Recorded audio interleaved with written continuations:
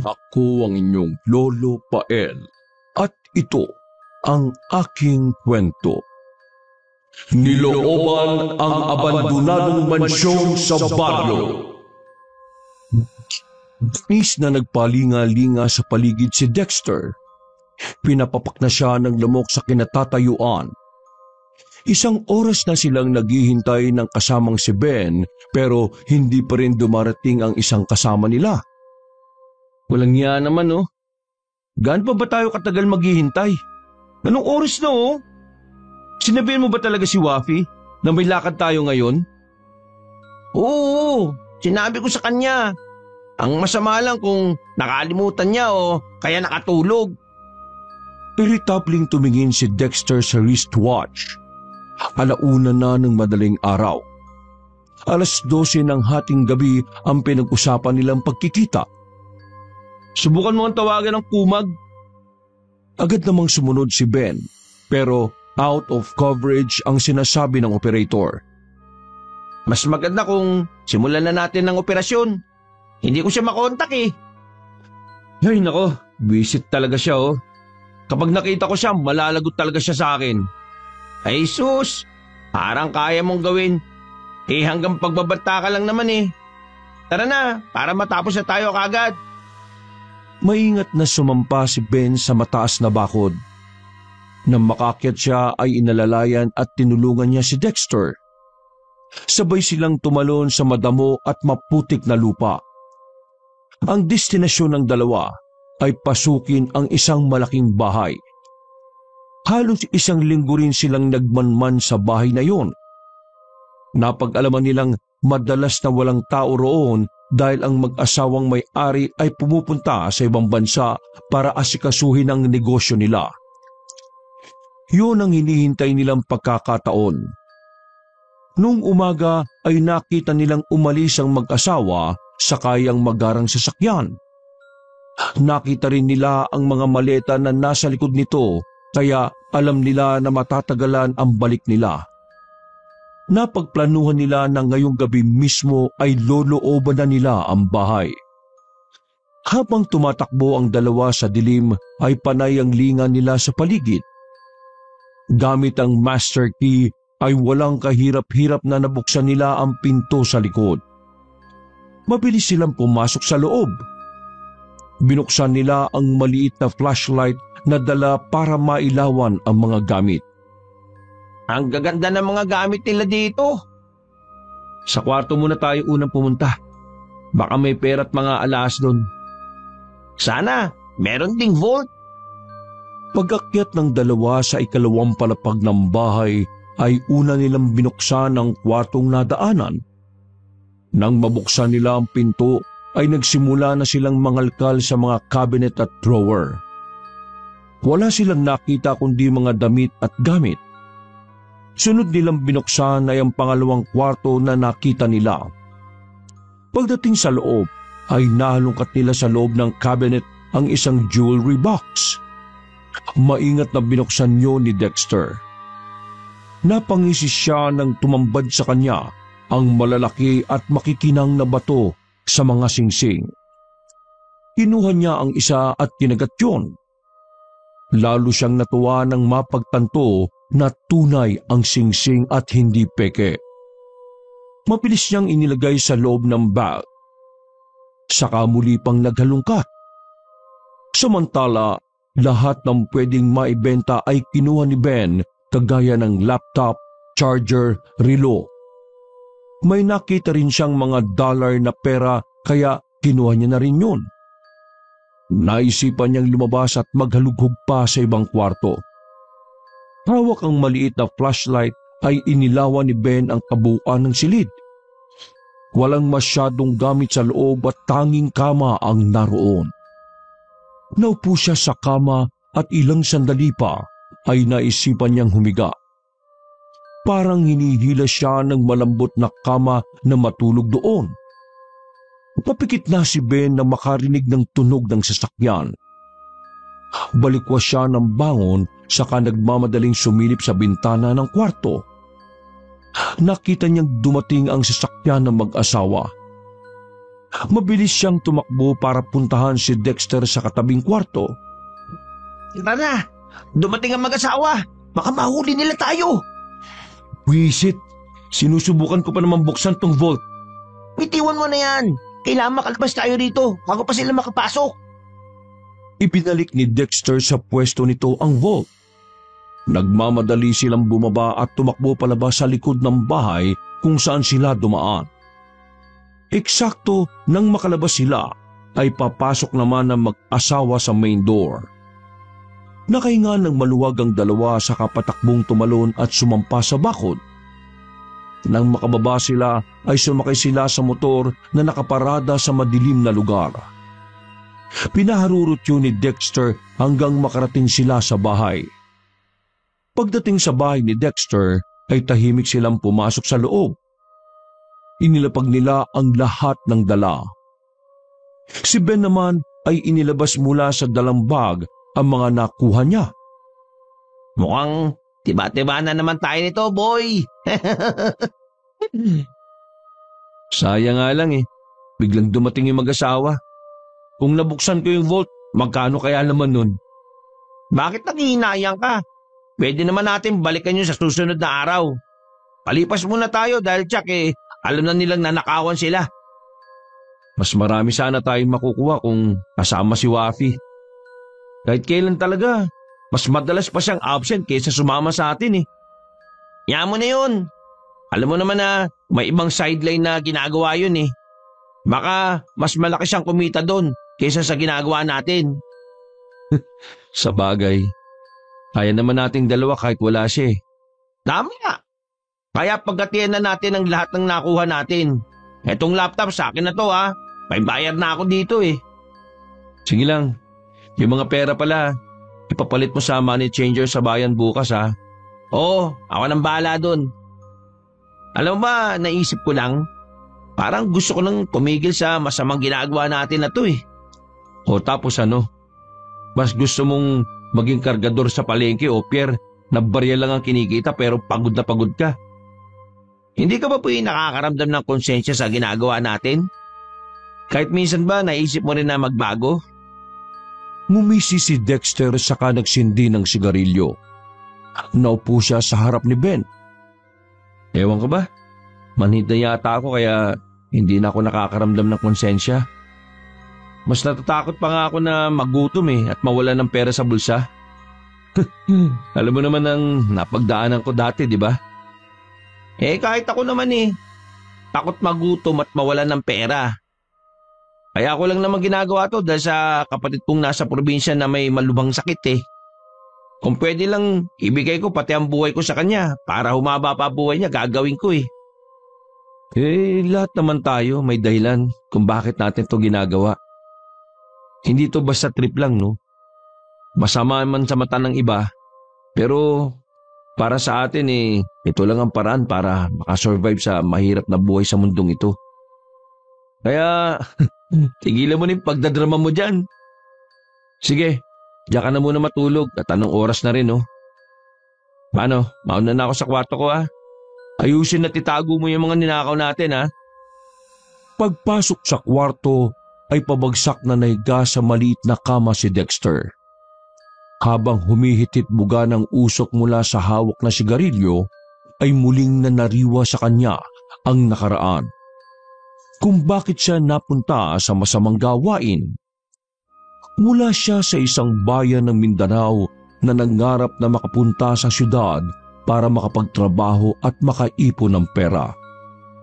Kasalukuyan siyang may kasintahan noon.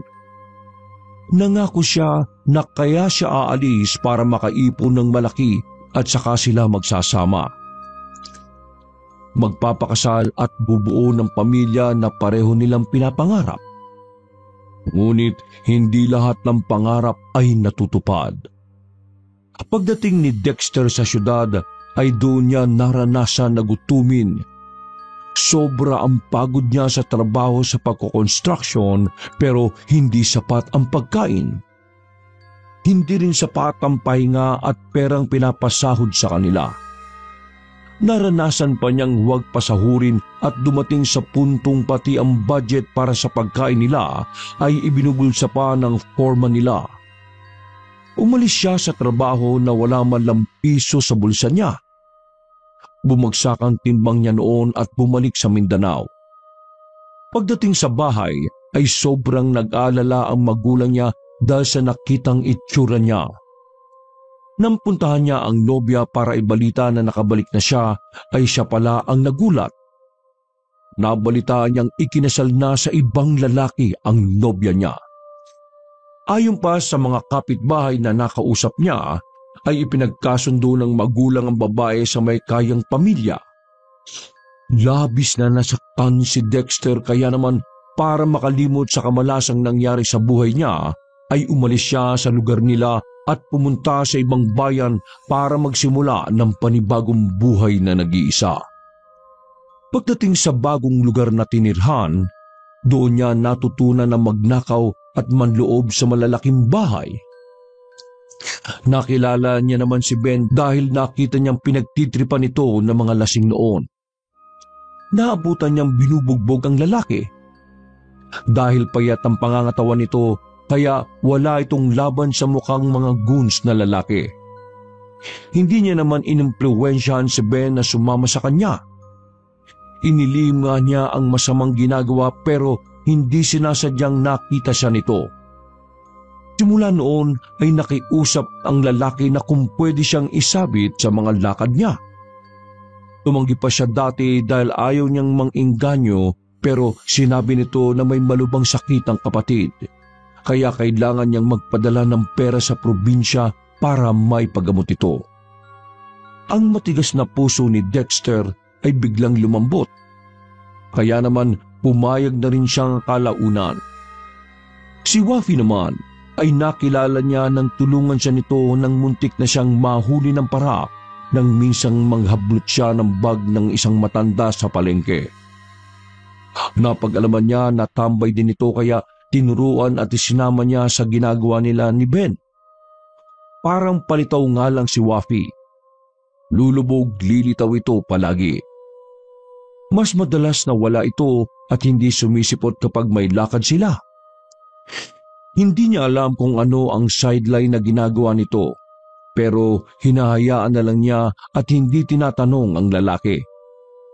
Malaki rin ang naitutulong nito kapag may operasyon sila. Mabilis tumakbo ang lalaki at matalas din ang pakiramdam. Tahimik din ito at madalas na seryoso. Kinabukasan, maagang nagpunta sa money changer si Ben para ipapalit ang mga dolyares. Laking tuwa niya nang mahawakan ng lilibuhing pera. Habang nakatambay roon ay nagmumuni-muni siya. Iniisip niya kung ibebenta ba niya sa pawn shop ang mga singsing na ibinigay sa kanya ni Dexter bilang parte niya sa ginawa niyang operasyon kagabi. Nasa ganoong ayos siya nang marinig na may tumawag sa kanya.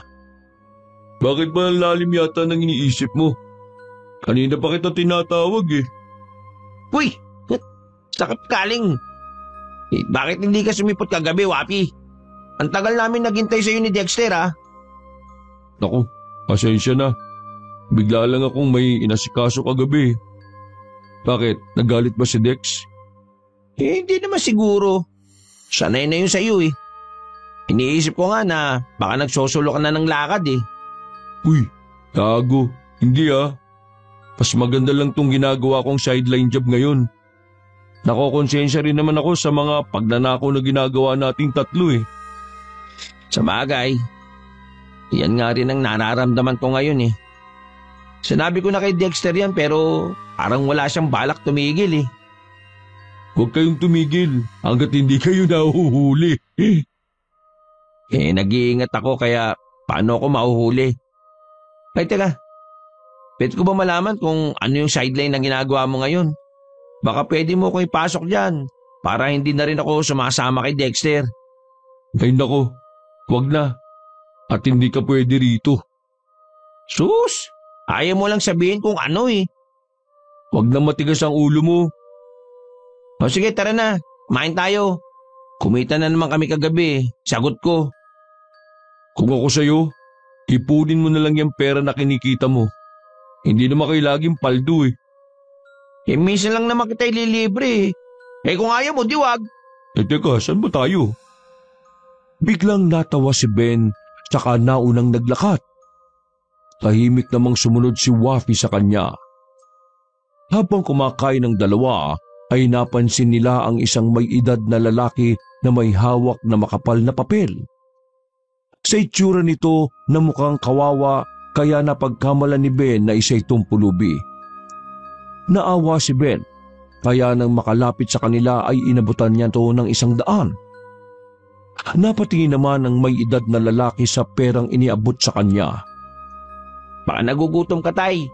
Pwede kitang ilibre. Mukhang di ka pa kumakain eh. Nakamasid lang si Wafi. Ang lalaki naman ay hindi kumikibo. Isinauli nito ang pera kay Ben na lubos na ikinabigla ng huli. Oh, bakit tay? Kulang pa ba ito? Pasensya na ha. Yan lang po yung kaya ko eh.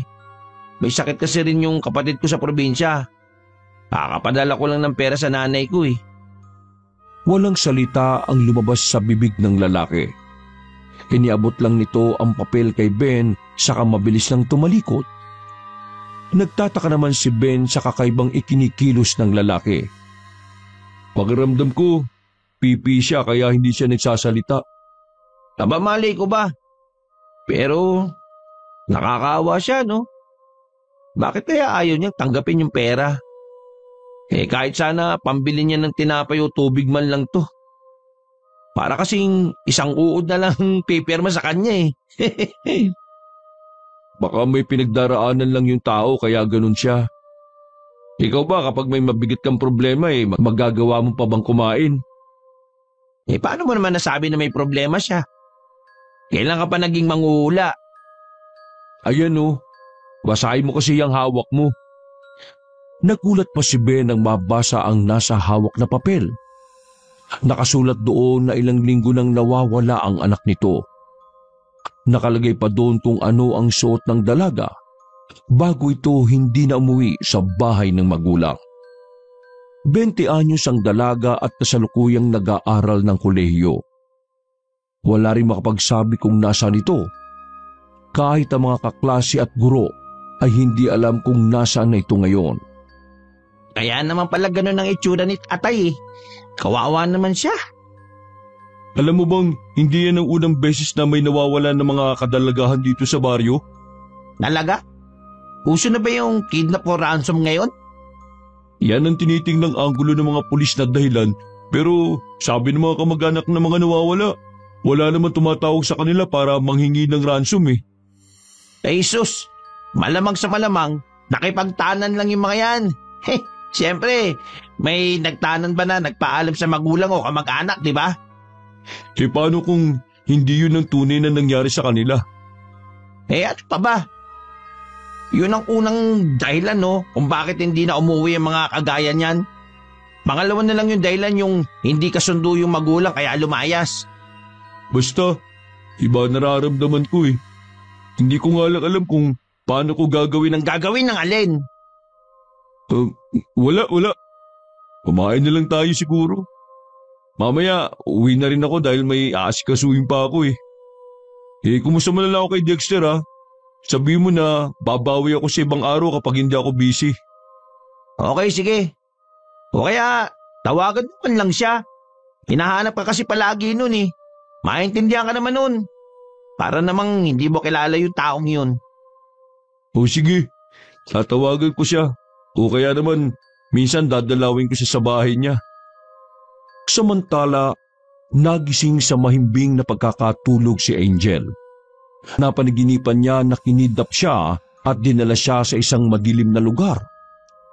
Hindi niya alam kung nasaan siya. Basta ang alam niya, kahit sumigaw pa siya ng sumigaw ay walang nakakarinig sa kanya.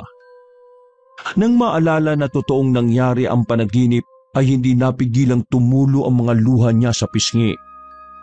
Naalala niya ang magulang na tiyak na sobra nang nag-aalala sa kanya. Ilang linggo na siyang nasa madilim na lugar. Hindi niya alam kung makakalabas pa ba siya roon.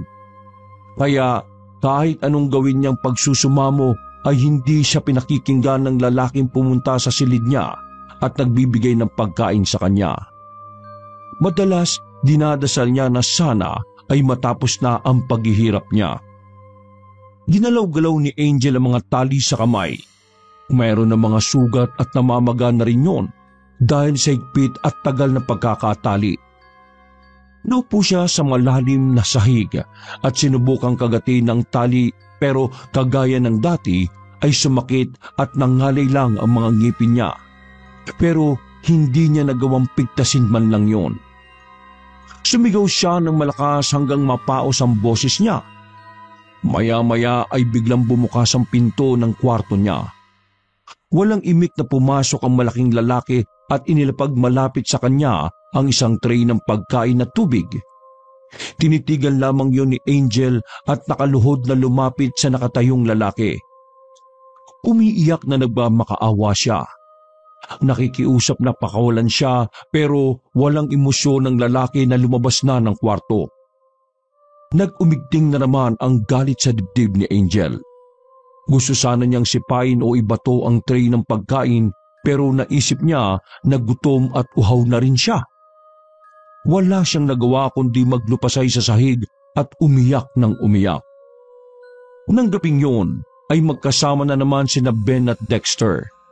Ibinibida lang naman ni Ben sa kaibigan ang mga pera na napagbentahan niya sa Singsing.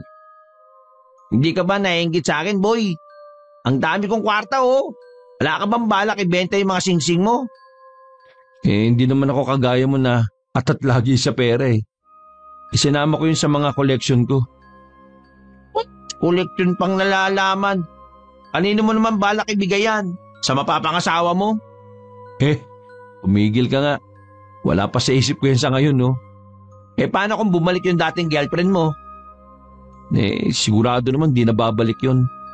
May anak na siguro yun ngayon, no? Bakit kaya karamihan sa mga babae, no? Ang hilig nilang pumatol sa may pera.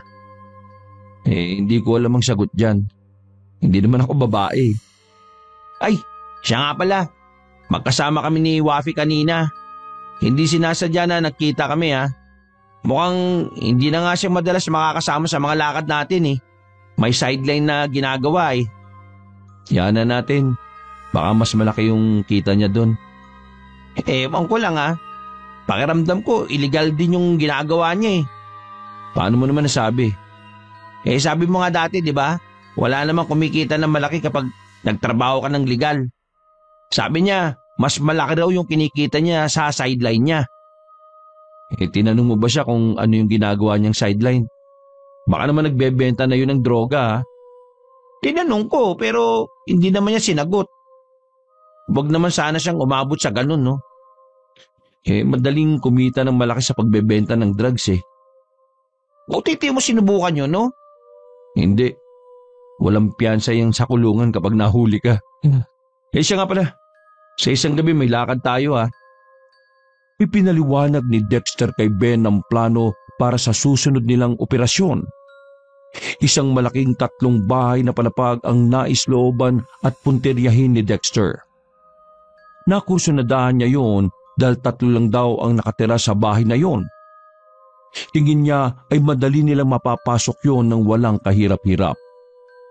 Sumapit nga ang mismong araw kung kailan nakaplanong loobin ng 2 ang bahay. 12:00 ng hating gabi nang magkita ang 2 sa madilim na eskinita malapit sa nasabing bahay. Naghintay pa sila ng 1 oras bago nagpasyang pumasok sa loob. Tingin nila ay mahimbing na natutulog ang mga nakatira doon. Maingat na umakyat sa mababang bakod sa likod ng 2. Walang ingay na lumagpak ang mga paa nila sa simentadong baldosa. Payuko-yuko pa sila habang naglalakad patungo sa pintuan. Nang mabuksan nila yon, ay bumungad sa kanila ang madilim na kusina. Muntik mapasigaw si Ben nang biglang marinig na may bumababa sa hagdan. Mabilis ang naging kilos ng 2. Nagtago sila sa ilalim ng lamesa para hindi makita. Pinapakiramdaman nila ang taong may kinakalkal sa loob ng ref. Ilang segundo nang nakatingin sa loob ng ref si Amy pero hindi pa rin siya mapakali kung ano ang kakainin. Kasalukuyan siyang nanonood ng action movie sa kwarto nang biglang nakaramdam ng gutom. Naalala niyang kaunti lang ang kinain niya ng hapunan dahil nawalan siya ng gana nang magtalo sa harap niya ang maggulang habang sabay-sabay silang kumakain. Nahuli na naman kasi ng ina na may babae ang ama. Ilang beses nang nahuhuli ang ama pero kahit kailan ay hindi naman umamin sa kanila na may kabit ito. Nasanay na si Ami sa ganoong senaryo sa bahay nila. Naging bingi na lang siya sa mga isyu ng pamilya. Nang makapili si Ami ng pagkain ay naghanap siya ng tray sa kusina. Nang makita ang hinahanap, bigla niyang napansin ang pinto na bahagyang nakabukas. Nagtaka siya dahil nakalimutan yata ng kasambahay nila na i-check at ilak ang pinto sa kusina. Humakbang siya patungo roon at isinara ang pinto. Bumalik siya sa ref at kinuha ang mga pagkain na gustuhan. Kumuha rin siya ng malamig na tubig at juice saka dinala ang tray na puno ng pagkain. Bago tuluyang umakyat, ay saglit pang tinitigan ni Ami ang pinto at bintana. Nang makalis ang dalaga ay sakalang nakahinga ng maluwag ang dalawa na halos manakit na ang leeg sa kakayuko sa ilalim ng lamesa. Grabe, akala ko mahuhuli na tayo. Muntikan na tayo dun ah. May gising pa pala. Delikado tayo pero mag-triple ingat na lang tayo. Maghiwalay ba tayo ng pupuntahan? Oo, dating gawi. Nagpasya ang dalawa na umakyat sa ikalawang palapag ng bahay. Hinanap ni Dexter ang kwarto ng mag-asawa habang si Ben naman ay sa ibang kwarto maghahanap ng pwedeng nakawin. Ang bilin ni Dexter sa kanya ay uwasang mapasok ang kwarto ng dalaga para hindi sila magkaproblema. Maingat na binuksan ni Dexter ang pinto ng kwarto. Nasilip niya ang mag-asawa na mahimbing na natutulog sa malaking kama. Halos patingkayad kung maglakad si Dexter para hindi siya makalika kahit kaunting ingay. Habang naglalakad patungo sa kabilang bahagi ng kwarto kung saan naroon ang mga cabinet at walk-in closet, ay hindi maalis ang titig niya sa dalawa. Nang makarating si Dexter sa cabinet ay binuksan niya yon. Napapikit at kagatlabi pa siya nang lumangit-ngit nang mahina ang pinto ng cabinet. Mabilis siyang sumilip sa mag-asawa dahil baka may nagising sa kanila. Nakahinga siya ng maluwag nang makitang nanatiling nakapikit ang dalawa. Maingat niyang hinalugog ang cabinet. May nakita siyang mamahaling relo at alahas na sa tingin niya ay babae ang may-ari. Nakita rin niya ang iba't ibang klase ng pabango na naroon. Namili siya ng panglalaki saka kumuha ng 3 natipuhan. Nang wala na siyang mahanap ay sa walk-in closet naman siya naghalungkat. Sa likod ng mga nakatuping patong-patong na damit ay natanaw ni Dexter ang isang may ihang kahon. Dahan-dahan niya yung kinuha at saka binuksan. Halos mangislap ang mga mata ni Dexter nang makita ang maraming pera na nakalagay roon. Sa tingin niya ay mukhang galing pa yun sa bangko at kaka-withdraw lang. Binuksan niya ang dalang bag at saka ipinasok ang lahat ng pera doon. Kumakabog sa tindi ng tuwa at excitement ang puso niya. Nang maibalik niya sa dating pwesto ang kahon, ay naghalungkat pa siya sa ibang walk-in closet na naroon. Samantala, wala namang makita na pwedeng maibenta si Ben. Puro mga walang kwenta mga bagay at gamit na naroon sa kwartong napasok niya. Hindi niya alam na nararamdaman ni Ami ang kumakalusko sa katabi niyang kwarto. Iniisip ni Ami na baka may daga sa kabilang kwarto. Sa isipin yun ay nakaramdam siya ng takot. May phobia siya sa daga dahil dati ay ilang beses siyang nahulugan noon mula sa kisame. Mabuti na lamang ay hindi siya kinagat. Hininaan ni Ami ang volume ng malaking TV. Pinapakiramdaman niya pa rin ang naririnig na munting ingay sa kabilang kwarto.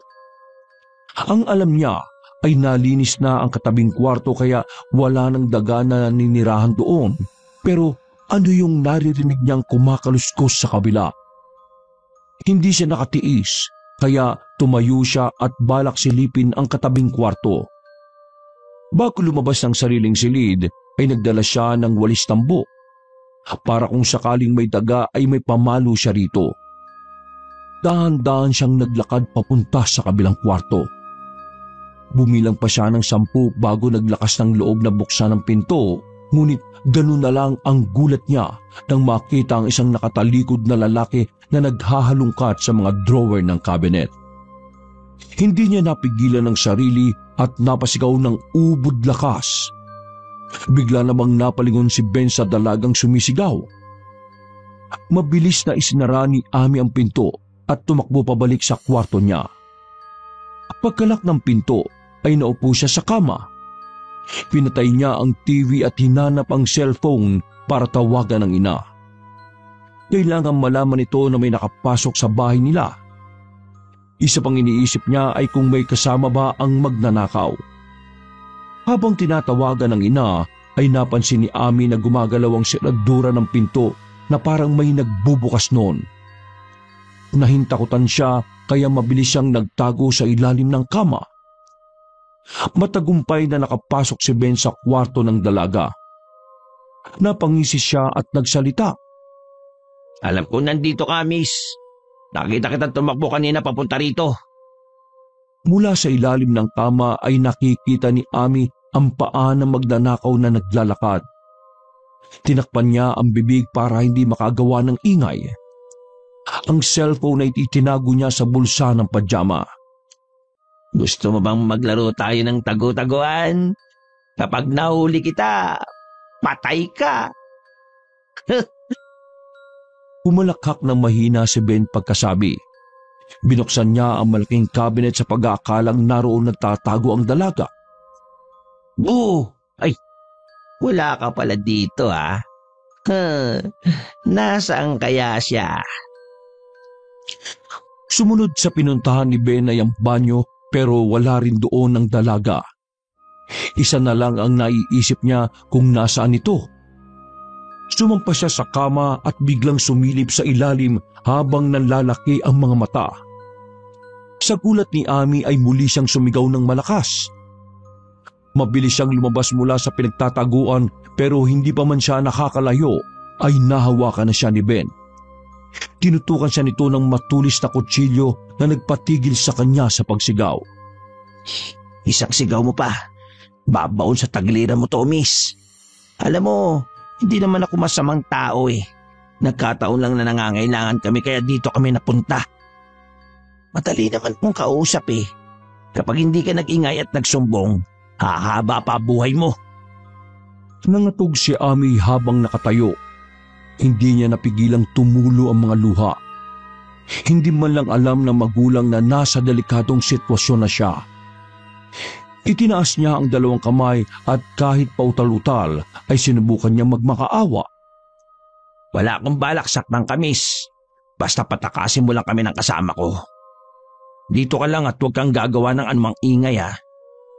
Teka, itatali kita sa kama para sigurado ko. Inilapahiga ni Ben si Ami sa kama. Itinali niya pareha sa mga kamay nito sa headboard ng kama. Nilagyan din niya ng busal ang bibig nito para hindi makasigaw. Nang matapos ang ginagawa, ay lumabas na siya ng kwarto para puntahan si Dexter. Pagkabukas niya ng pinto, ay nakita pa niyang abala pa ito sa paghahalungkat. Pumasok siya sa loob at kinalabit ito. Kailangan na nating umalis. Nahuli ako ng anak ng mag-asawa. Ay nalintik ka na. Nasaan na siya ngayon? Itinali ko. Kaya tara na, bago pa yung makawala at makasigaw. Isinukbit ni Dexter ang may kabigatang bag. Dahan-dahan na silang kumakbang palabas ng kwarto ng mag-asawa nang bigla silang matigilan dahil nagising ang babaeng ginang. Tinatanong nito kung sino sila at paano silang nakapasok doon. Hindi nag-abalang lumingon ng 2 saka mabilis na tumakbo. Aligaga namang ginising ng ginang ang asawa. Nang magising ang lalaki, ay mabilis nitong kinuha ang baril sa ilalim ng kama at sinundan ng dalawa. Palabas na sina Ben at Dexter ng pinto nang bigla silang pinaputukan ng baril ng lalaki. Mabuti na lang at mabilis silang nakailag. Binilisan pa nila ang takbo para makasampa sa pader. Kapag naabutan sila ng bala ng baril, ay tiyak na katapusan na nila. Maswerte pa rin ang dalawa dahil nang paputukan silang muli ng lalaki ay nakasampa na sila sa bakod. Nang makalabas sa malaking bahay ay hinihingal na tumigil ang dalawa. Akala ko aabutan tayo. Hindi kumibo si Ben. Napansin ni Dexter na bumibilis ang hingal ng kasama. Nang lapitan niya ito ay sa kanya napansin ang umaagos na dugo mula sa braso nito. Ben, may tama ka. Tara, umalis na tayo. Baka maabutan pa niya tayo. Pagkasabing yun ni Ben ay eksaktong narinig nila na bumukas ang malaking gate sa harap ng malaking bahay. Kinuha ni Dexter ang braso ni Ben at isinampa sa balikat niya, saka sila sabay na tumakbo. Ben, kumabit ka lang. Kailangan lang natin makalis dito. Kayanin mo tumakbo ha. Para makaligtas tayo. Iwan mo na kaya ako. Gago ka ba? Hindi kita pwedeng iwan. Mabigat na ang bag na nasa likod ni Dexter. Nakadagdag pa ang bigat ni Ben dahil halos hilahin niya na ito para makatakbo lang. Nakarating na nga sila sa liblib na lugar. Parang gubat na at masukal. Gustuhin man nilang tumigil pero nararamdaman ni Dexter na nakasunod pa rin ang lalaki sa kanila at desididong hanapin sila. Nang makaramdam ng hapo ay binitiwan niya si Ben. Doon sila naupo at nagtago sa malaking ugat ng puno. Nagdarasal siya na sana ay huwag silang makita roon.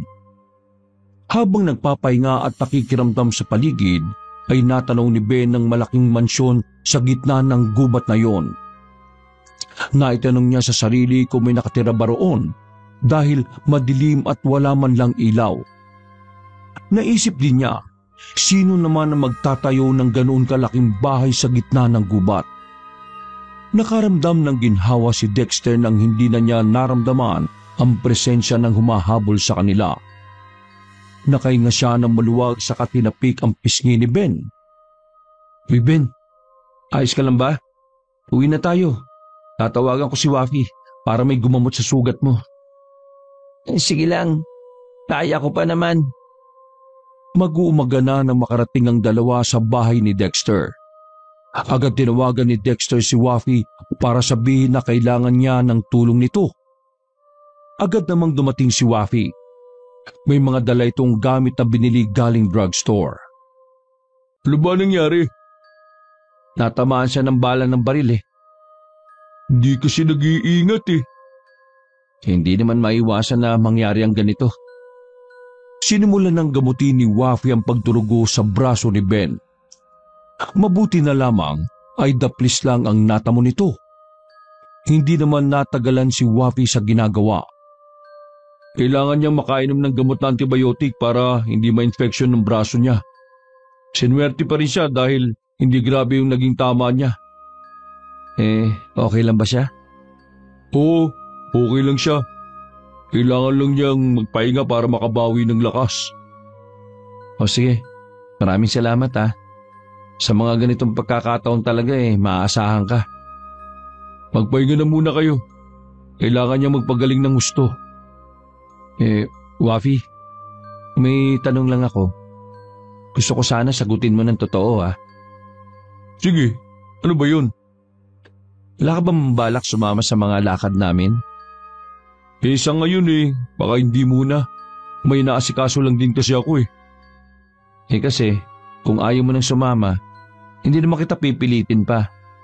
Anytime, pwede kang kumala sa amin. Gusto ko na rin naman tumigil kaya lang paano ako makakasama sa inyo kung nawawala kapatid ko? Hanggang ngayon hindi ko siya mahanap kung nasaan siya Ano? Kailan pa nawawala kapatid mo? Bakit hindi mo man lang sinasabi sa amin? Tipid na ngumiti si Wafi sa katumingin sa labas ng bintana. Ayaw ko lang makabala sa inyo. Sarili ko namang problema to kaya ako ang bahala maghanap ng solusyon. Nai-report mo na ba sa mga pulis yan? Oo, pero isa lang siya sa mga babaeng nawawala eh. Talamak ngayon ng mga kidnapping. Hindi nila alam kung pakana ito ng sindikato. Kapag nalaman ko kung sino yung dumukot sa kapatid ko, patawarin ako ng Diyos pero ililibing ko sila ng buhay. Kailangan mo ba ng tulong? Hindi na, kaya ko na to. Huwag mo nalang babanggitin kay Ben ang naikwento ko ha. Mangungunit lang sa akin yung lokong yan eh. O sige na, mauna na ako. May lakad pa kasi ako mamaya eh. Hindi ka ba mag-aalmusal muna? Hindi na. Basta yung billing ko sundin mo ha. Pagpahingahin mo muna yung si Ben at ibili mo siya ng antibiotic at gamot para sa kirot. O sige, mamaya lalakad ako para bumili ng mga kailangan niya. Baka mamatay pa yan eh. At ayokong ako pa masisi. Wala yan. Malayo sa bituka saka masamang damo yan eh. Kaya matagal pa yan mamamatay. O sige na, dito na ako. Ingat kayo ah. O sige, maraming salamat ulit. Nang makalis na si Wafi ay nagbihis naman si Dexter para umalis. Nang masigurong maayos naman ang paghinga at nahihimbing matulog si Ben, ay iniwan muna niya ito saglit. Habang nakapila sa drugstore ay naririnig ni Dexter kung ano ang pinag-uusapan ng mga may edad na nakapila rin doon. Umagaw sa atensyon niya ang isang may edad na lalaki na payat na nag-aabot ng papel sa mga taong naroon. Nang maabutan silang lahat ay umalis din naman ang lalaki. Binasa ni Dexter ang nakasulat sa papel at napag-alaman niya na nawawala rin ang anak nitong dalaga. Nakaramdam ng awa si Dexter. Tumakbo siya palabas ng drugstore pero nakalayo na ang lalaki. Naglalakad yun at bawat makasalubong ay inaabutan ng papel na hawak. Pagbalik niya sa loob ay napag-alaman niyang matagal nang nawawala ang anak nito at walang ginawa ang may edad na lalaki kundi mamigay ng mga papel. Umaasa na may makakita pa sa anak nito. Narinig pa niya sa usap-usapan na baka nagtanan o naglayas ang anak nito. Pagka-uwi ni Dexter ay naabutan niyang gising na si Ben. Inabutan niya ito ng mga biniling gamot pati pagkain. Hindi naman nagpakita ng kahinaan si Ben at maganang kumain. Kapag nakita mo si Wafi, magpasalamat ka sa kanya ha. Bakit naman? Siya lang naman ang gumamot sa tama mo kanina. Talaga? Hindi ko alam yun ah. Wala na akong alam dahil nawala na ako ng malay sa sobrang sakit at manhid ng braso ko. Ay, siya nga pala. Madalas ka sa bayan, di ba? Alam mo ba yung kumakalat na balita tungkol sa mga babaeng nawawala? Nung nakaraan ko lang din nalaman tungkol sa bagay na yan. May alam ka ba kung sino sa tingin mo yung gumagawa nito? Wala akong ideya eh. Pero ang sabi, baka kidnap o ransom daw. Ewan ko lang ah. May nakita kong may edad na lalaki kanina eh. Naawa ko sa kanya kasi pinamimigay niya to. Ipinakita ni Dexter kay Ben ang papel na hawak. Nang buklatin yun ni Ben ay hindi na siya nagulat. Hanggang ngayon pinamimigay niya pa to. Ganyan din yung ibinigay sa amin ni Wafi nung nakaraan eh. Ha? Nasa na kaya yung babaeng to? Mahirap manghula boy. Pero ang sa akin baka nakipagtanan na yan. Ang ganda-ganda niya no? Tsak, itinana ng boyfriend niya yan. O baka istrikto na bawal siyang magpaligaw muna. Hindi natin alam ang tunay na kwento. Kaya wag na nga nating intindihin yan. Wala naman tayong magagawa dyan eh. Siya nga pala. May mga gamot ka dyan Inumin mo para mabilis kang gumaling. May susunod pa tayong papasukin eh. Ha? Pero nakagad naka-line up? Antindi mo boy. Saan naman yan? Doon sa gitna ng gubat. May malaking mansyon ako nakita doon eh. Pakiramdam ko, marami tayong makukuhang gamit doon. Sa gitna ng gubat baka mo?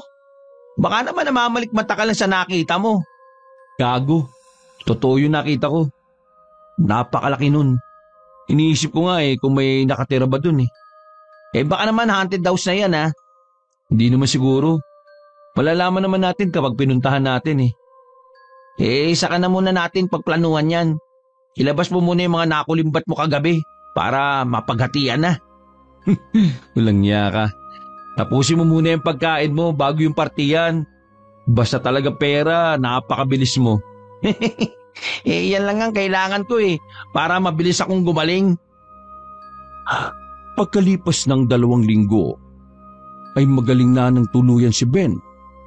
Lubhang kainip-inip ang nagdaang 2 linggo dahil lagi na lang siyang nasa bahay.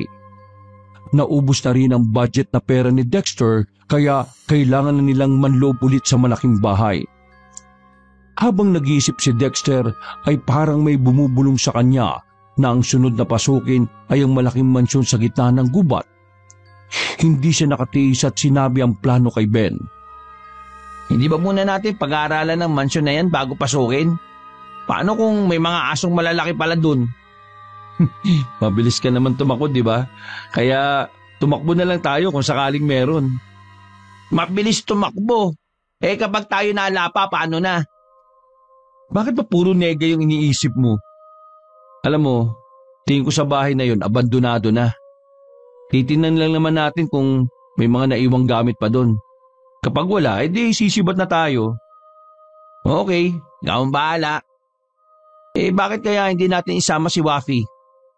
Nako, wala kang maasahan doon. Busy siya. Susubukan ko. Malay mo sa pagkakatong to, pumayag siya. Para mas marami tayong makuha kung sakali. Ikaw, bahala ka. Kontakin mo siya. Swerte mo kapag napapayag mo. Nagpatuloy ang 2 sa pagpaplano kung paano nila papasukin ang malaking mansyon. Tinawagan din ni Ben si Wafi. Nung una ay tumatanggi yun na sumama sa kanila. Pero dahil sa pangungulit ni Ben ay napapayag din niya si Wafi. Sabi pa nito ay yun na ang huling beses na sasama siya sa 2. Gusto na rin kasing tumigil ni Wafi sa ginagawa. Naisip niya na baka kinakarma na siya dahil sa masasamang ginagawa. Gabi ng Biyernes, yun ang araw na napagkasunduan ng 3 na papasukin nila ang mansyon sa gitna ng gubat. 11:00 ng gabi na makita-kita ang 3. Nang maubos ni Dexter ang hinihitit na sigarilyo, ay lumakad na sila. Walang bakod na nakapalibot sa mansyon. Tanging malaki at mataas na gate lang ang meron. Unang umakyat si Ben. Nang makapasok siya, ay sa kanya binuksan ang gate. Mabuti na lamang at wala yung padlock. Nang nasa loob na sila, ay inisip nila kung saan sila dadaan para makapasok sa loob. Hindi naman pwedeng dumaan sila sa main door. Umikot sila sa likod at nadaanan nila ang malalaking salamin sa bintana. Basagin kaya natin ang isang salamin para makapasok tayo. Sa laki niyan, kasya tayo kapag dyan tayo dumaan. Saglit na napaisip si Dexter. Tinitigan niya ang salamin sa bintana at ang matansya na tama nga ang suwestyon ni Ben ay pumayag na din siya. May dalang martilyo si Ben, kaya yun ang ginamit niyang pambasag sa salamin. Isa-isa silang pumasok sa loob. Madilim at kakaiba ang amoy na sumalubong sa kanila. Mukhang matagal nang walang nakatira dito, boy. Di mas ayos. Makakasiguro tayo na walang nakatira rito. Nagsimula ng maglakad ang 3. Una nilang pinuntahan ang kusina. Gamit ang maliit na flashlight ay tinanglawan nila ang mga nadaraanan. May mga lumang painting na nakasabit. Ang mga gamit na antigo ay puno na ng sapot ng gagamba. Nang malibot nila ang unang palapag, ay saka nila napagkasunduan na aakyat sila sa pangalawang palapag. Habang umaakyat ay nakakaramdam ng kakaibang kilabot si Wafi. Hindi niya maipaliwanag kung ano ang nararamdaman pero parang gusto na niyang lumabas sa mansyon na yon. Nang makarating sila sa pangalawang palapag ay maraming magkakatabing kwarto. Sa unang kwarto ay wala masyadong gamit sa loob. walang nakikitang kahit na ano si Dexter. Puro mga gamit pambabae ang naroroon. Naisip niya na baka babae ang dating nakatira doon. Sa kabilang kwarto naman ay naghalughog din si Ben. Pero puro punda at bedsheets ang laman ng kabinet. Kagaya ng naunang kwarto ay wala ring masyadong gamit doon. Si Wafi naman ay nakikiramdam sa kwartong pinasukan. Naninindig ang balahibo niya at halos hindi siya makakilos na maayos. Pakiramdam niya ay may nangyayaring masama sa kanilang lugar na yun. Iniisip na lang niya na kapag natapos nilang halugugin ang lahat ng kwarto roon ay aalis na sila. Nang wala silang mapala sa lahat ng kwarto ay inutos ni Dexter na akyatin pa nila ang 3 palapag. Mas mabuti siguro kung lalabas na tayo. Oh, bakit? Maga pa naman ah. At isa pa, wala pa tayo nakukuha. Baka sa taas may makuha tayo. Mukhang aabuti ng 4 o 5 palapag tong mansyon eh. Medyo kasi hindi maganda nararamdaman ko dito sa mansyon eh. Parang, bakit natatakot ka? Pwede ka naman lumabas kung naduduwag ka. Wala namang sapilitan dito eh. hindi naman sa ganun. Pero kasi walang pero-pero. Kung gusto mong umuwi na, umuwi ka na. Maiwan pa kami ni Ben dito. Oo, Wafi. Matindi ang pangangailangan namin eh. Kayong bahala. Basta sinabihan ko na kayo Mag-ingat kayo. O sige, mauna na ako. Bumapala ng hagdan si Wafi at doon din sa bintana dumaan. Ang dalawa naman ay nagpatuloy sa pag-akyat sa 3 palapag. Pagdating doon ay may mga kwarto rin silang nakita. Isa-isa nilang pinasok. Baka sakaling may makuha sila pero kagaya ng 2 palapag ay halos walang makita at makuha sa mga kwartong naroon. Boy, umalis na kaya tayo? Wala naman tayong napapala dito eh. Meron pang 1 palapag. Lubos-lubusin na natin. Total nandito na naman tayo eh. Napakamot sa ulo si Ben. Wala siyang nagawa kundi sumunod kay Dexter. Umakyat nga sila sa 4 na palapag. Pagdating doon ay 4 na kwarto ang nakita nila. Nagkatinginan ng dalawa at nagkaintindihan sila. Nag-uusap ang kanilang mga mata. Pinihit ni Dexter ang unang kwarto pero nakalak kaya kinuha niya ang mahiwagang susi sa bulsa at binuksan ang pinto gamit yon. Nang marinig niya ang mahinang tunog sa loob ay napangiti siya. Alam niya na bukas na yon. Excited pa naman si Dexter pero natigilan siya nang makita ang babaeng nasa loob ng kwarto. Nakahiga yun at nakatali ang mga kamay. Kahit nagdadalawang isip ay lumapit siya sa babae. Miss? Tila naalimpungatan naman ang babae sa narinig na tumatawag sa kanya. Pagmulat ng mga mata ni Angel ay agad siyang napatingin sa lalaking nasa harapan. Sa gulat at takot ay napaupo siya at napatras. Anong gagawin mo sa akin? Miss, hindi ako masamang tao. Bakit ka nga pala nakatali? Dito ka ba nakatira sa bahay na ito? Hindi. May tumukot sa akin at dito ako dinala. Parang awa mo na, tulungan mo ko. Ano? At sino naman na may gawa sa'yo nito? Hindi ko kilala pero nakakatakot siya. Hindi siya tao kagaya natin. Sa lahat ng mga dinukot niyang babae, ako na lang ang natitira. Kapag makaramdam siya ng gutom, tiyak na ako na ang susunod niya kakainin. Kaya please, parang awa mo na, tulungan mo ko. Kalagan mo ang tali ko para makalabas tayo dito. Miss, sino naman ang nasa maayos na pag-iisip ang kakain ng tao? Baka naman guni-guni mo lang yun. Alam ko na. Siguro magnanakaw ka rin kagaya ko, no? Tapos nahuli ka ng may-ari ng bahay na to. Kaya naman ikinulong at itinali ka rito. Ako magnanakaw. Pwede ba kalagan mo muna ako? Kapag nagising siya at naramdaman niya na nakapasok ka dito, baka hindi ka na makalabas ng buhay pa. Sa narinig, mabilis na kumilos si Dexter. Kinuha niya ang matalas na patalim sa bulsa saka nilaslas ang mahigpit na lubid sa kamay ni Angel. Napanguwi naman sa sakit ang dalaga. Iginalaw-galaw niya ang mga kamay. Nasa ganun silang posisyon nang biglang manlaki ang mga mata ni Angel. Nakita naman yun ni Dexter kaya lumingon siya sa likod. Bigla siyang natumba sa sahig nang hatawin siya ng malaking lalaki. Pikit ang mga mata ni Dexter at tuluyang nawala ng malay.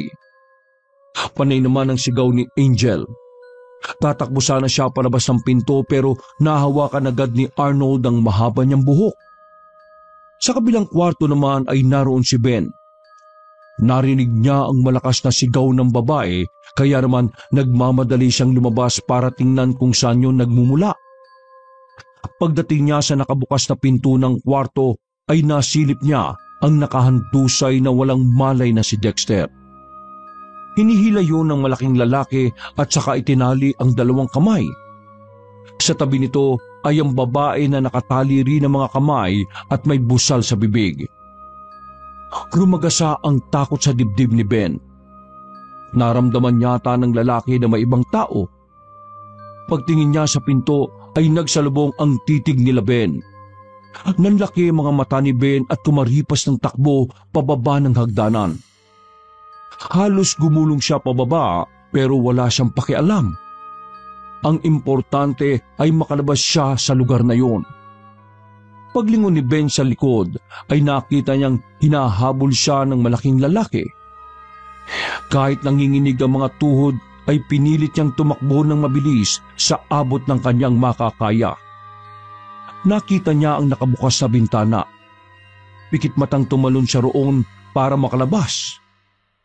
Nagpagulong-gulong si Ben sa labas ng mansyon. Pagkatayo niya ay nakasilip pa sa bintana ang lalaki. Mabilis na tumakbo si Ben palabas ng gate. Hindi siya tumigil sa kakatakbo hanggang hindi siya nakakalayo sa malaking mansyon. Nang makarating siya sa kalsada ay saka lamang siya nakahinga ng maluwag. Halos sumuka siya dahil sa sobrang pagod sa pagtakbo. Oh, nasaan si Dexter? Ay, kabayong bondat! Lintik ka! Papatayin mo ba ako sa gulat? Oh, anong nangyari sa'yo? Bakit ganyan na itsura mo? May umahabol sa akin eh. Mabuti na lang nakatakas ako. Pero si Dexter, nahuli yata. Ano? Yan na nga ba sinasabi ko eh. Ano ang ginawa sa kanya? Hindi ko alam. Basta wala siyang malay nang makita ko eh. Tapos nakagapos siya. May kasama pa nga siyang babae sa loob ng kwarto na nakagapos din eh. Parang nakita ko na nga yung babaeng yun pero hindi ko lang maalala kung saan ko siya nakita. Tapos iniwanan mo siya dun. Paano kung patayin siya nang umahabol sa'yo? Baka yun ang may-ari ng mansyon. Siyempre uunahin kong iligtas ang sarili ko no. Kung tinulungan ko siya baka pati ako kasama rin na nakatali ngayon. Ikaw nga, iniwan mo nga kami. Teka, bakit pala nandito ka pa?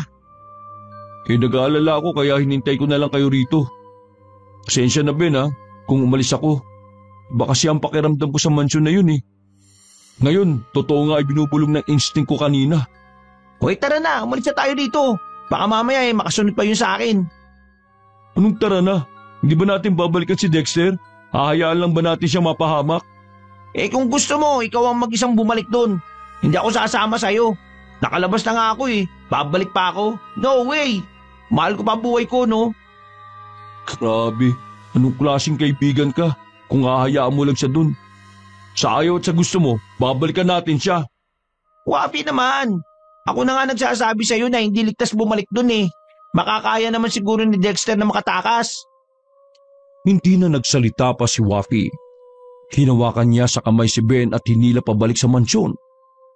Kahit labag sa kalooban ng lalaki ay sumabay siya sa paglalakad nito. Hindi naman halos may pinta ang mukha ni Ben nang matanaw niya ang malaking mansyon. Sinagilan na naman siya ng kaba at takot. Wapi, nakikiusap ako. Bukas na lang tayo bumalik. Pagod na ako at isa pa, malaki yung lalaki na nasa loob. Tingin ko hindi natin yung kayang labanan eh. Isang suntok lang sa akin noon, tsak tulog ako ng 3 araw.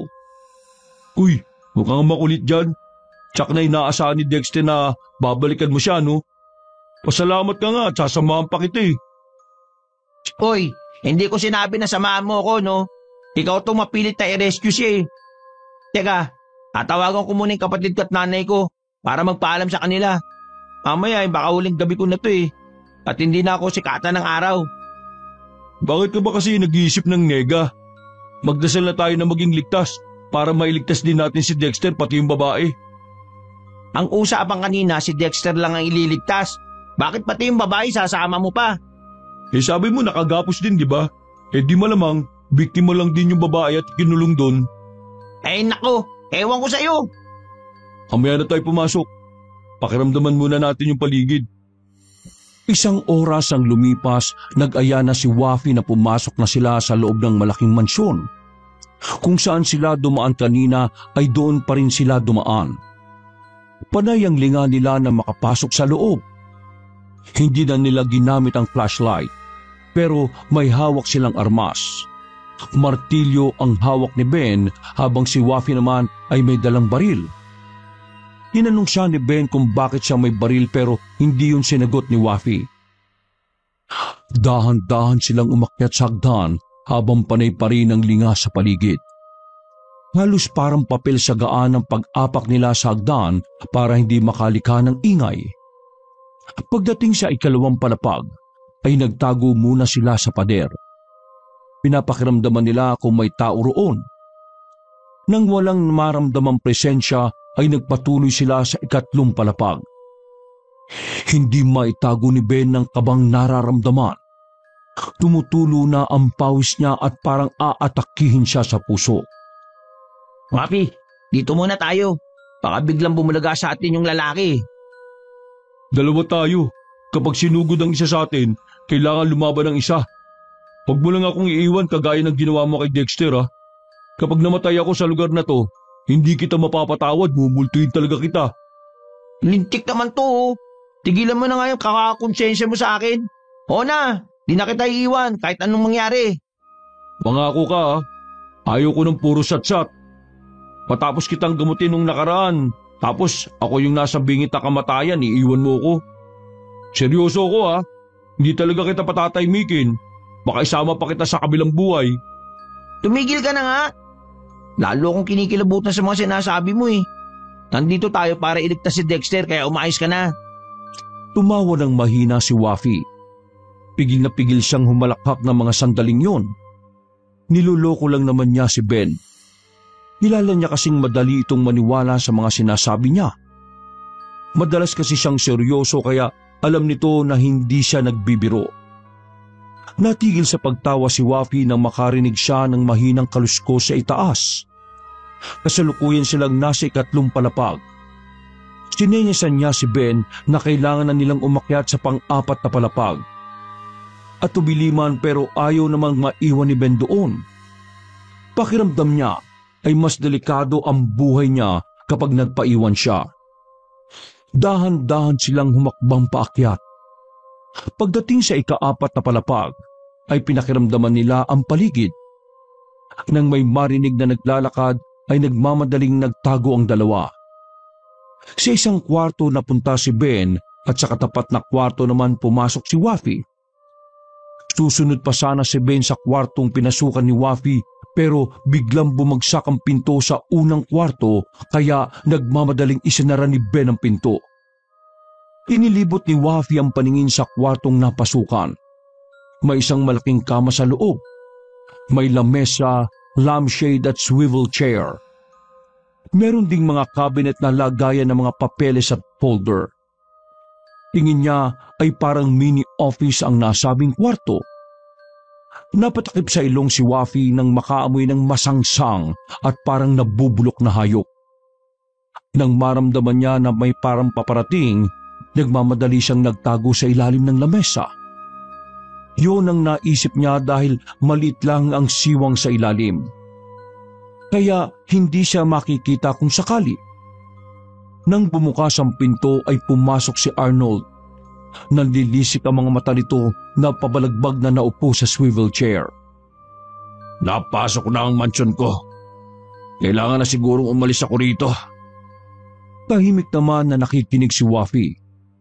Umabot na rin sa ilong niya ang mabahong naaamoy. Nakadagdag pa yun nang dumating ang lalaki. Amoy malansa rin ito.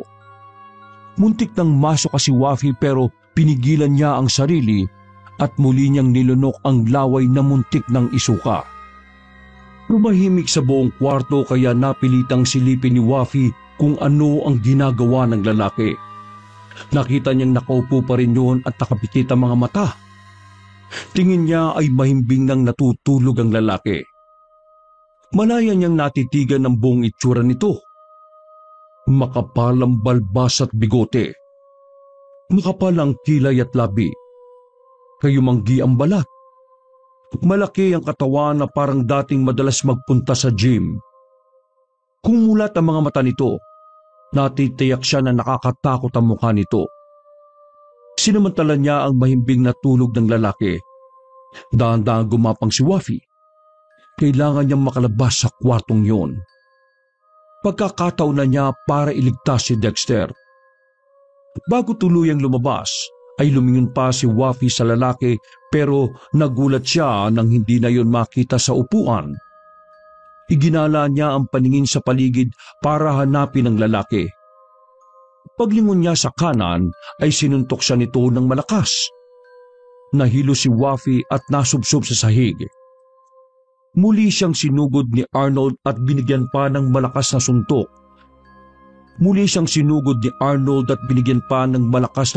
Sa panga. Nanlabo ang paningin ni Wafi at tuluyang tumimbawang sa sahig.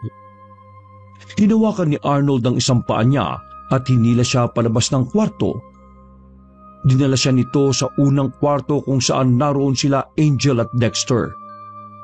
Itinali ang mga kamay niya at saka pabalagbag na itinulak katabi ng dalawa. Marami akong makakain ngayon at sa susunod na araw.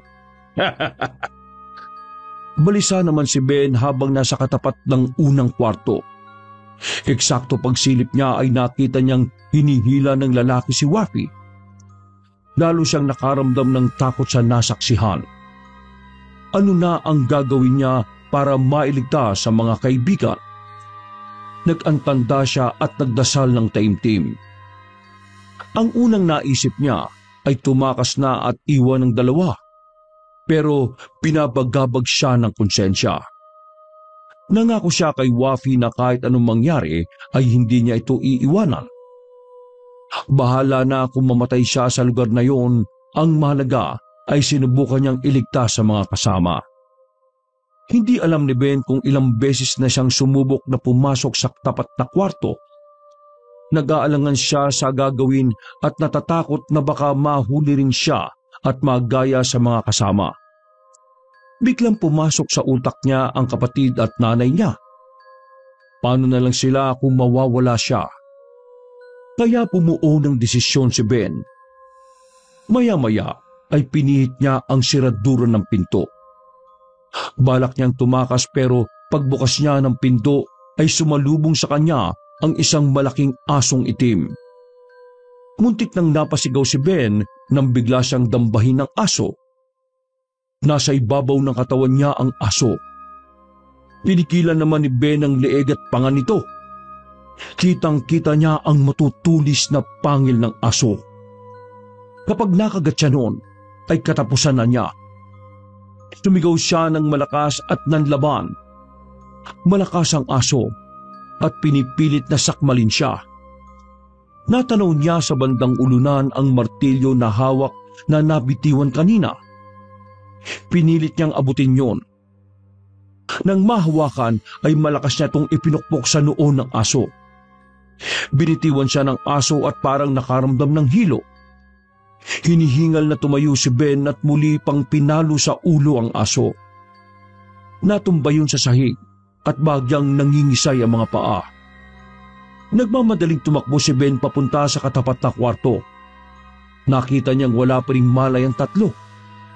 Sinubukan niyang kalagaan ng mga tali pero lubhang mahigpit yun. Hinanap niya sa bulsa ni Dexter ang patalim nito. Nang makita ay agad niyang nilaslas sa mga lubid na nakatali sa kamay ng tatlo. Uy, gumising na kayo! Kailangan na natin makatakas dito! Tinapik ni Ben ang pisngi at balikat ni Dexter at Wally Maya-maya pa ay naalimpungatan ng dalawa.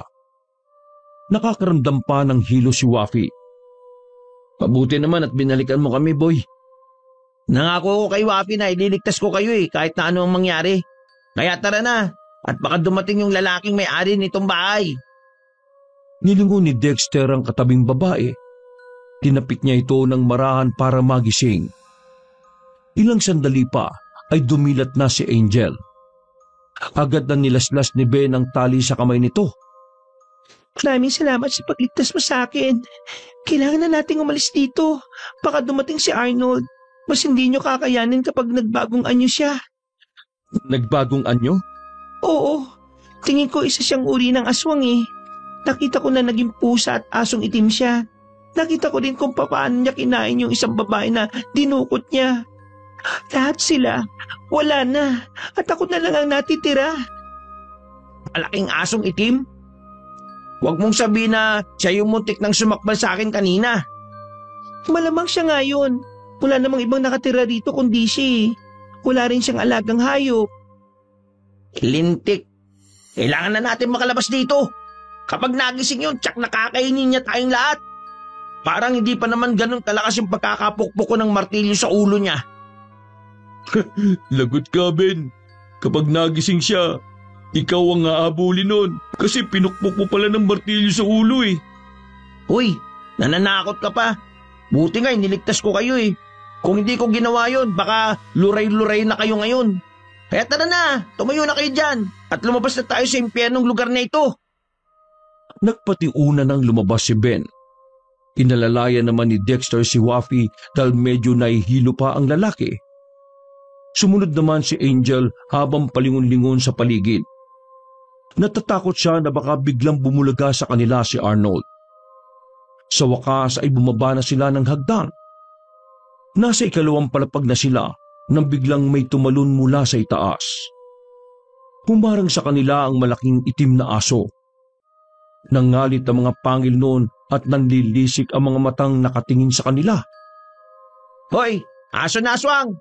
Umalis ka dyan kung ayaw mo pukpukin uli kita ng martilyo ko. Hayaan mo na makatakas kami, no? Sinubukang lumapit ni Ben sa aso pero muntik siyang dambahin noon. Mabuti na lamang ay nahila siya ni Dexter. Huwag mong galitin. Kung ayaw niyang umalis dyan, mas magandang labanan natin siya. Inilibas ni Dexter ang patalim sa bulsa, saka pumorma na susugod sa aso. Atrasabante ang ginawa ng tatlo habang sina Angel at Wafi ay nakatayo sa hagdanan. Kayong dalawa, tumakas na kayo. Diyan kayo dumaan sa bintana. Walang mangyayari kung tatayo lang kayo dyan. Nanlaki ang mga mata ni na Dexter at Ben nang makita na umaatungol na malakas ang asong itim. Maya-maya pa gumalaw ang leeg at ulo nun. Hindi nila alam kung bakit ganoon ang ikinikilos ng aso. Hanggang sa nakita nilang unti-unting nagpapalit ito ng anyo. Mula sa malaking aso ay naging ganap itong aswang. Dalian niyo, Wafi! Tumakas na kayo! Tumulo ang laway sa bibig ng aso. Mapupula ang mga mata noon at biglang tinalunan si Dexter. Nagpagulong-gulong ang dalawa sa sahig. Hawak ang patalim ay sinusubukang saksakin ni Dexter ang nakakatakot na aswang na nasa ibabaw niya. Gamit ang kamay na may matutulis na kuko, ginagana ng aswang ang kamay ni Dexter na may hawak ng patalim. Sumigaw sa labis na sakit si Dexter nang maramdamang bumabaon ang matutulis nitong kuko sa kamay niya. Hindi naman alam ni Ben ang gagawin at magiging reaksyon. Natulala siya at parang maiihi sa kinatatayuan. Maya-maya ay naggulantang siya sa malakas na hiyaw ni Dexter. Bumalik siya sa kasalukuyan. Hinigpitan niya ang hawak sa martilyo at mabilis na lumapit sa nakatalikod na aswang. Hindi na siya nag-isip ng gagawin. Bigla niyang itinaas ang martilyo at pinukpok ng ilang beses sa ulo ang aswang. Galit na lumingon kay Ben ang aswang. Tumigil naman sa ginagawa si Ben at umatras habang lumilingon sa likurang bahagi. Si Ben naman ang hinarap ng aswang. parang hindi yun nakakaramdam ng sakit sa ginawa niya. Sumingasing ang aswang at biglang dinamba si Ben. Nakaiwas naman ang lalaki at tumakbo palayo. Lalabas sana siya sa bintana pero nakita niyang pasugod na sa kanya ang aswang. Tumama ang katawan nito sa bintana kaya nabasag ang salamin noon. Itinayo ni Ben si Dexter at sinubukan nilang tumakas. Hindi pa man sila nakakakyat sa hagdanan ay nariyan na naman ang aswang. Napilitang maghiwalay ng dalawa.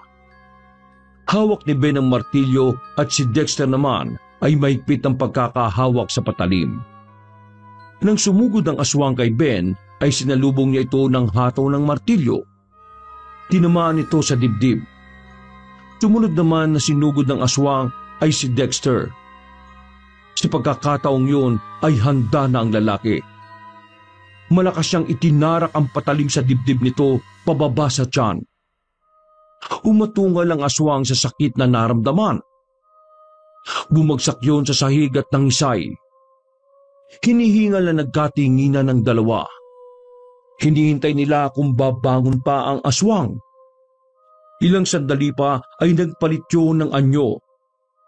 Mula sa pagiging aswang ay unti-unting naging tao at nakita nila na ang malaking lalaki mismo ang nakalaban nila. Hindi na hinintay ng dalawa na magising pa ang lalaki. Mabilis na silang lumabas ng bintana. Nang makalabas sila sa gubat ay sinalubong pa sila ni na Angel. Mabuti naman nakalabas kayo. Kanina pa namin kayo hinihintay.